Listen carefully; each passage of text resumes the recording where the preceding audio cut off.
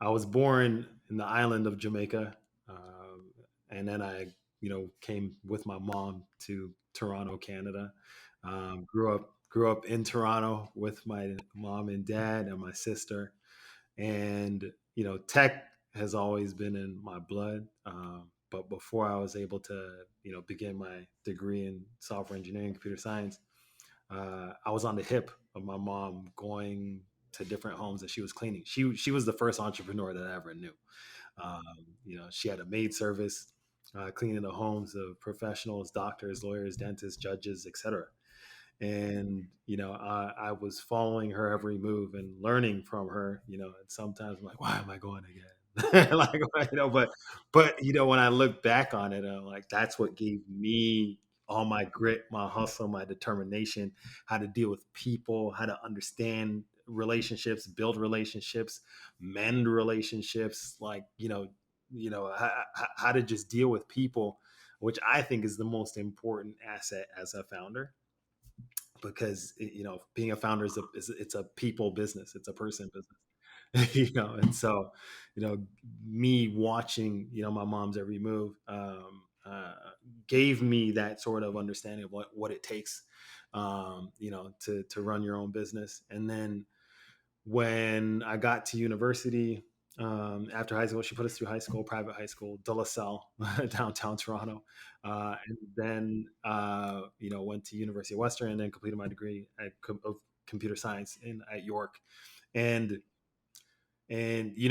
my first tech startup was called Net Rentals. It was, as you can probably infer, connecting homeowners and quality contractors.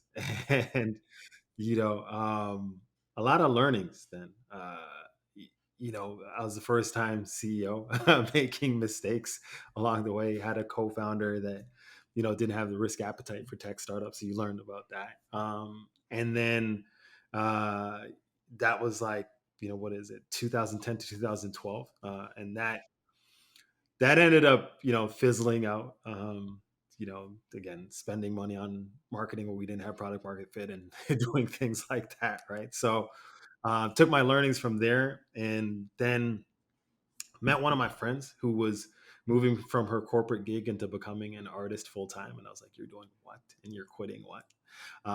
And I was equally as worried. I was intrigued, and so I was like, I want to know more about what this means. And we started building a product for the artist, but then the artist couldn't provide a payment to us on a monthly basis, so we didn't have the ability to generate revenue from them. And we're like, okay, well, let's pivot. Who has money here?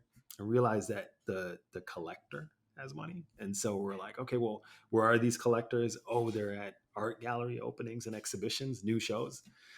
So I was like, okay, well, let me go figure out when these are, what dates they are, how can I show up. At times I was the creepy guy knocking on their shoulder, being like, hey, I know you're a collector, I saw you just cut a check. Do you mind going for coffee?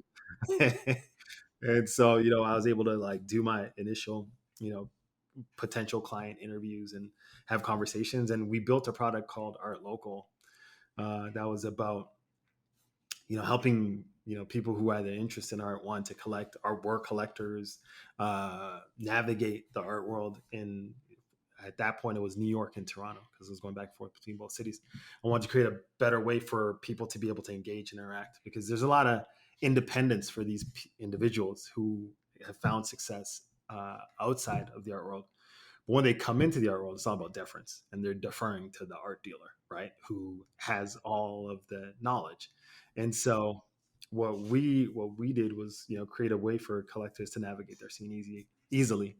But in 2015, because we ran it from 2013 to 2015, 2015, we tried to monetize it. We're like, oh, let's monetize through the gallery, because galleries are paying for full page color ads, etc. We're like, why don't we give the gallery the ability to have the right target client base, because they're using our app.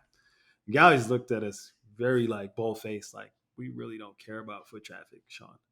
All we care about is really the sale. And I was just like, whoa, we just spent 2 years building this product. And so if we can't get you to buy into it, like, what are we going to do here? And so we ended up like signing 4 deals out of like 45 conversations or whatever it was. And we're like, that's not the pace that we want to drive deals. And we ended up saying, okay, well, where else do we go from here? We're like, well, these galleries continue, the consistent thread is that they continue to say they care about sales. So, like, what does that look like? And so we went behind the scenes in these galleries, and we were leveraging the fact that we were at the New Museums Incubator on the Bowery and Prince in New York. Yeah, and leveraging that name to open these doors because they're like looking at me being like, who's this tech guy trying to come in here behind the scenes? We don't let anybody behind here. And so the New Museum Incubator's name kind of helped us open the doors at least a little bit. And we were able to have conversation, and we started asking like, well, I see you have a lot of spreadsheets, paper, business cards. Like, what tools are you actually using? And they're like, well, inventory management. I was just like, okay, cool. But like, what are you using for business? And they're like, well, we have a contact book inside of our inventory management platform. I'm like, where's your CRM? Like, how are you managing these relationships? You're doing on average 5 art fairs a year, traveling across the globe, and you have a moleskin.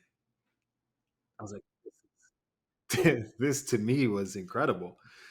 And so I was just like, so where's your CRM? And they're like, what's CRM? I was like, what do you mean what's CRM? Like client relationship management.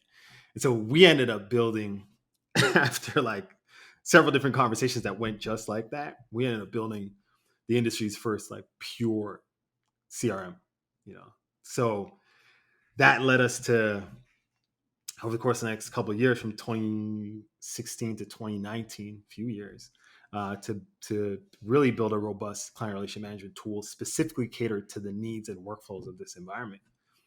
And then after that, we built full inventory management, and that inventory management, coupled with what we built on the CRM, business automation, sales workflow, data and analytics tool, is the only fully vertical product in the art world called ARTERNAL. And with ARTERNAL, we're servicing art dealers, auction houses, art fairs, and we're launching or coming back full circle on the collector by launching our first asset and portfolio management application for the collector. Underserved completely.